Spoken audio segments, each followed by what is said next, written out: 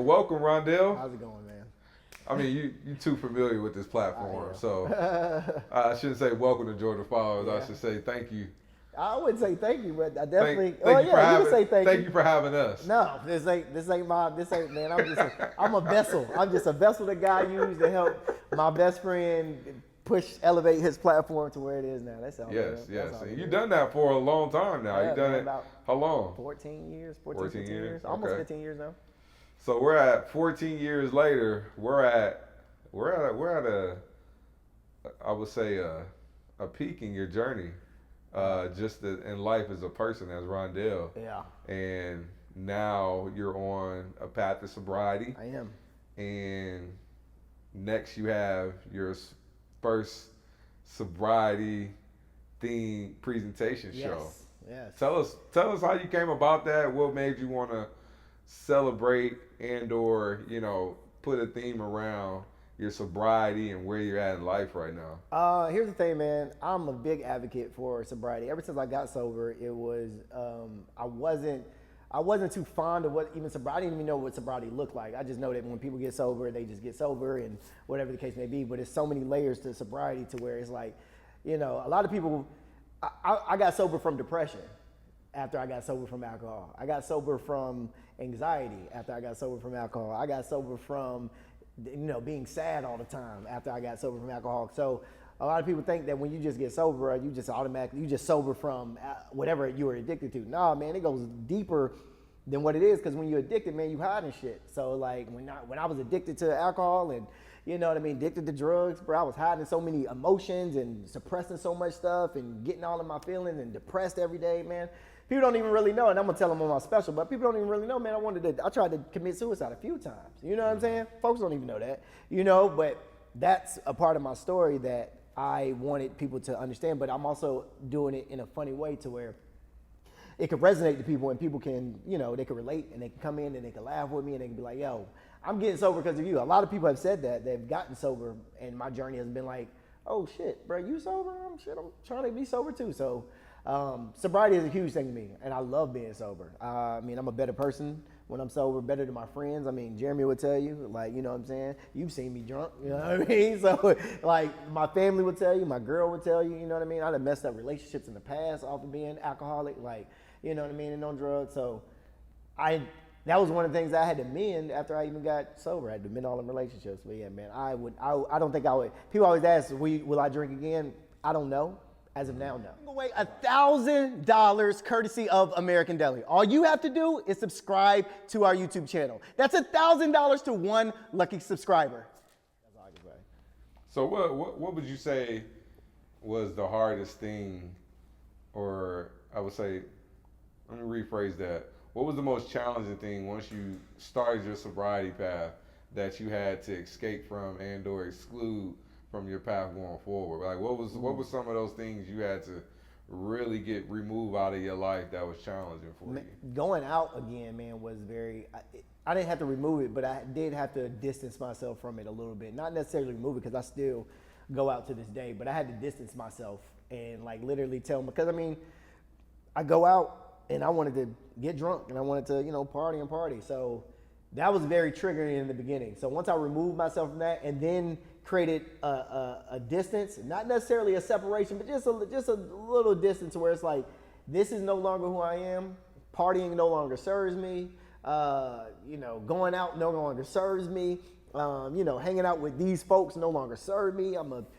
I can't be around this no more. That was like a hard thing to do, because I love going out. I'm a social person. You know what I mean? Like, I'm very social. So not being around, being able to be social, that was hard. And then being out and being social, not under the influence, was even harder. Like, that was a whole other transition of like, damn, how the hell do I talk to people? I know how to talk to people sober, but how do I keep going throughout the night without having a few drinks and stuff? Right. So, but now I can do that shit with ease. Cause I can level with you at, because I think at points in time, I think for any persons who drink or use any type of substance to get through social settings and/or it's always connected to it. Mm-hmm. The hardest thing is coming back around that same environment, learning how to move around without the elements of drinking or smoking And, those type of moves are challenging because you may have not been a social person without that element. Exactly. So, do you see, I know you call yourself sociable, but now that you're learning what a sober view looks like and you're really practicing the lifestyle, would you consider yourself still the same sociable guy? Not at all. Okay. That's the funny thing about it is, like, bro, I have a huge personality and I love people, but the more I got sober and the more I started realizing, like, yo, I really don't connect with folks like how I did when I was drunk. Like, I don't like people, like I thought I did. Like, I'm a very empathetic person. I'm a very lovable person, and I love people, but I don't like to be around people. I don't like to socialize like I used to, bro. And it might come off as, oh, Ronndell might think he's better than somebody or this, that, and the third, but it's never that. It's always like, okay, man, I found out that this is not really who I'm. Put it like this, bro. I'm finding out who I really am. I lost myself a long time ago, and now I'm finding out this is the me at 35. I didn't know who I was back then at all because I was so drowned by just partying and liquor and this, and I thought I was this whole other person. I'm not that person no more. So I know for a fact that I don't want to go out and talk to people like that, bro. You know what I mean? Like, and it hurts me in the long run sometimes because it's like, damn, I need to go speak to this person, or damn, I need to go holler at this person, or go up to this person and talk, and it's just like, damn, I ain't got that shit in me no more. To where I was like, before, that's all I wanted to do. I just ain't got that in me no more because I don't like being around people no more. So Okay. It sucks. It sucks. I don't like it. I don't like it because I know that deep down inside, that person still is there to where I can go and socialize and want to be around people all the time. But my soberness and my mental is not letting that person come out, because once that person came out last time, that's how I got hurt. That's how I got depressed. That's how I got let motherfuckers in my circle so much that I'm trusting you and doing this for you and doing this for you, and not shit getting done for me. So, yeah. So, and thank you for sharing that. I think we all can agree. Obviously, that's a challenging path for some, and you are on it. And it's good that you're advocating. To be out here is a form of trying to help people. So, I want to go back to like your journey of obviously this journey is everlasting, but as you approached being sober and went through those first couple months, weeks, we tend to, I think I can speak from a person from the outside, we tend to say, oh, I'm doing this for myself. Yeah. This is really for myself, which can be true, and it is true. But in a sense, though, you hurt people, you had the men relationships and or didn't have an opportunity to men relationships. So how much of your journey has been about other people that you affected along the ways before you got sober? Like, how much of this journey now has been a piece of you saying, hey, I need to mend these relationships. I need to go reach back out to people who were good to me and or had their best interest for me, but I ruined that relationship because I wasn't sober. A lot of this has to do with that, man. I mean, I definitely did it for myself, but I mean, I go back to Jeremy all the time is because, like, I mean, me and him hung out every time. I mean, he's seen me at my worst, he's seen me at my best, and my other best friend, Dante. Like, I've had to reach back to a lot of people and be like, hey, bro, I was a horrible person. That wasn't who I was. Like, I know my work ethic was better than that. I know I was a better person than that. And, yo, people don't tell you this when you get sober. That shit's the hardest part about being sober, bro. It's having to go back and tell people that you're sorry. Because your ego and your manhood and your pride will overlook that, like, I need to go tell this person I'm sorry. All the time, bro. I had to literally, bro, convince myself multiple times to, like, literally get the courage to say, hey, bro, I fucked up. That wasn't who I was. And people, here's the crazy thing that people don't realize is that a lot of those people that you hurt, they gonna love you regardless, and they gonna tell you, hey, it's all good. I'm glad that you're in a better space now. Like, I had to tell my mom multiple times, like, bro, I'm sorry that I made you cry multiple nights, stayed at work because you didn't know if I was gonna crash my car driving drunk or, want to kill myself because I'm depressed and drunk and all this other stuff. Like, I had to apologize, like, yo, that's not who I am anymore. But, those people will forever love you and forever be there for you if they really your people. So, to all the people out there that's sober and trying to, like, amend relationships, go amend them. Don't think about it, just go do it. All right. So I think, as somebody who's I've known you for a while. Yeah. And I think one, I always told you I support your journey fully, completely. Yeah, you have. We make jokes, but I try to always retract, like, nah, you keep doing that, because I'm a big believer in people doing things to make themselves better, do it. Because we're all trying to be better, even myself. 100%. So I do want to tell you, as somebody that's been around you closely, as somebody from the outside world that don't know you, the journey is real. It's real. And I see you doing the work. Thank you. And I'm proud of you. Thank and you. I think as a person, that's something that you are really facing up front. And I know it's hard. I know you've been through some things. And keep doing it, bro. Appreciate because it, bro. we may not call and say that to you every day. We may not call you and check on you at times that we need to, but I want to tell you to your face, I'm proud of you, and keep doing it, bro. Thank you, bro. I appreciate it. Now, I want to get into what I do know is an essential piece of sobriety, or at least it's been something that's been, how can I say it? Something that's been the middle ground for you is your woman in your life. Yeah. How much does your woman mean to you in your sobriety journey, or in general? Your life. Right? Oh man, yeah. Shout out to my baby Liz. A lot. I'm talking about when I say the one thing about this whole journey, man, is a support system, bro. And a lot of people fall victim to relapse because they ain't got no support. They ain't got nobody calling them, telling them, hey, I'm proud of you, you're doing a good job. And that's why a lot of people resort back to going back down the ways of addiction. But I have good friends, I got good parents, and I got a good girl that don't let me drink at all. Like you said, y'all might joke about it, but at the end of the day, niggas is not letting me drink. Period. Jeremy not letting me, nobody's letting me drink. And it's not, I say let me in the sense of I'm a grown man, I'll drink if I want to drink. But it's to the fact that I see what I did to these niggas, and I'm like, these niggas telling me not to drink for a reason. So I think I'm straight. You know what I mean? Yeah. And my girl having my back on it and literally like putting her foot down saying, babe, I knew you because we knew each other in the past before we started dating. I knew who you were. When you were this person, I knew who you were. Like, I wasn't dating you. We was just like cool friends and just like whatever. But I knew who you were. I don't want to be with that person. Because that person was a cheater. That person was a this. That person was a that. You was not a good person that I would ever want to marry. You know what I mean? And at 35, dog, I'm trying to progress my life in the way of marriage and kids, and we're gonna take care of a family. I want to be a successful comedian and an actor and all this and have this life, and I can't do none of that without being sober. So my girl right now is probably I'm telling you, we just had the conversation. She an anchor to me. She an anchor to me. Like, she keeps me well grounded and well put together to where it's like, babe, you don't need to do that. What would you drink for? Why would you? You know what I mean? And when am feeling these type of, I can talk. That's the one thing that I love about having her, is because I can actually go to her and talk to her. A lot of men don't have that support system of women to where they can go and talk their feelings to without them thinking like, man, she gonna throw this shit back up in my face, or she gonna use this against me. I never worry about that, because I'm always like, I know when I say this to her, she gonna keep it, she gonna analyze it, she gonna do what she need to do with it, but it's never gonna be brought up and pushed as a button or this, that, and the third. Right. She gonna use it and she gonna try to help me get through it. Now, granted, niggas still need a therapist. Don't care what nobody say. Your girl cannot be your therapist.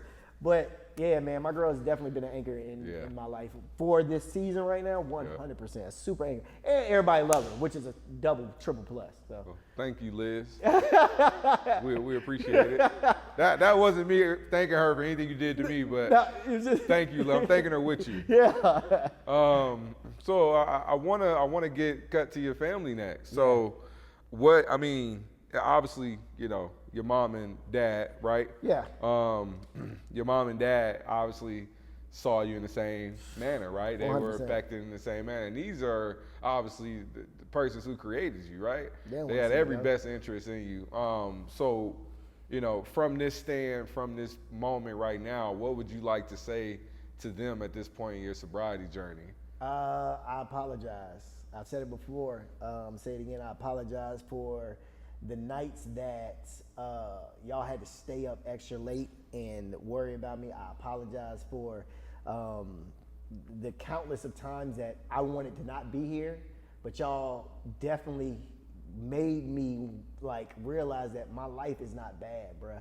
So I thank y'all, 100% thank y'all, and appreciate everything that y'all have ever done for me. And it sucks that I had to go through what I had to go through to get to where I'm at. It's a beautiful thing, and at the same time, it sucks that I had to put y'all through it, but I'm here now.